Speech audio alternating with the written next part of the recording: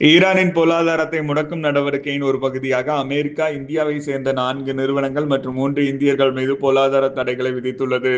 ஈரானின் பெட்ரோலியம் மற்றும் பெட்ரோகெமிக்கல் வர்த்தகத்தில் இவர்கள் ஈடுபட்டதாக அமெரிக்கா குற்றம் சாட்டியுள்ளது.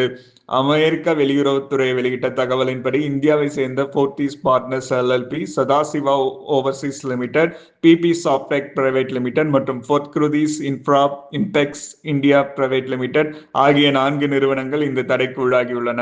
இந்த நிறுவனம் ஈரானிலிருந்து இந்தியாவுக்கு பெட்ரோகெமிக்கல் பொருட்களை இறக்குமதி செய்வதற்கு உதவியதாக அமெரிக்கா குற்றம் சாட்டியுள்ளது.